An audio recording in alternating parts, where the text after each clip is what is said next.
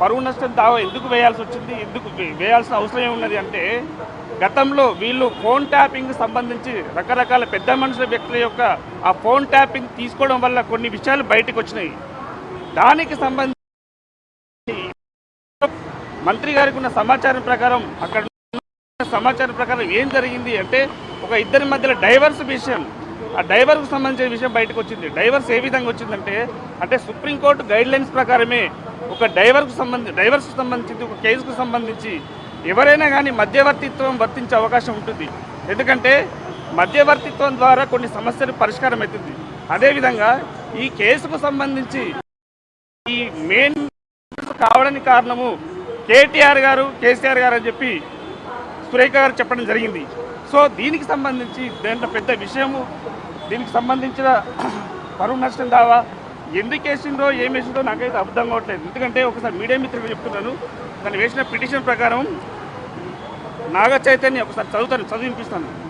Naga Chaitanya divorce 100% KCR చేయబట్టే, కేటీఆర్ చేయబట్టే అయ్యింది. ఎందుకంటే కన్వెన్షన్ హాల్ కూలగొట్టద్దు అంటే సమంత దగ్గరికి పంపాలి అని చెప్పి ఆయన డిమాండ్ చేశారు.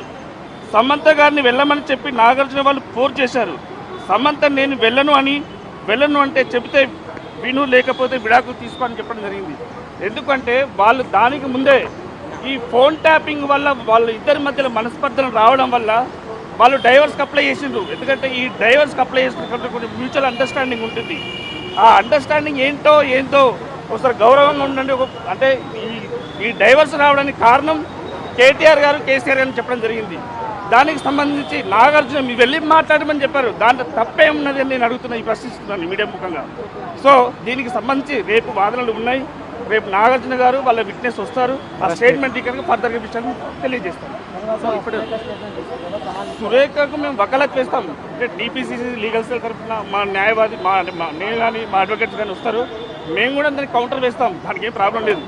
బట్ ఏంటంటే ఇది అంటే ఇంటెన్షనల్లీ అంటే బీసీ మంత్రి అంటే ఓర్వలేని తరంగా అహంకారపూరితంగా వ్యాఖ్యలు, అంటే ఆమె వచ్చి చెప్పింది, స్టేట్మెంట్ వచ్చింది. ఎందుకంటే నేను పేరు తీయడం వల్ల కొంచెం మనసు నొచ్చుకుంటే నేను ఆ మాటలు విత్డ్రా చేసుకుంటానని చెప్పారు.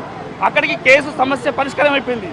ఇంటెన్షనల్లీ దీన్ని డైవర్ట్ చేయడానికి వీళ్ళు అంటే కేటీఆర్ అనే వ్యక్తి నాగార్జున ద్వారా దీన్ని కేసులు వేస్తారని మేము భావిస్తున్నాం. సో దీనికి సంబంధించి మేము కూడా నాగార్జున గారి పైన అండ్ దానికి సంబంధించి బ్యాక్ ఎవరు ఉన్నారో వాళ్ళందరిపైన కూడా మేము లీగల్ సెల్ తరఫున మేము కేసులు వేస్తామని చెప్పి హెచ్చరిస్తున్నాం.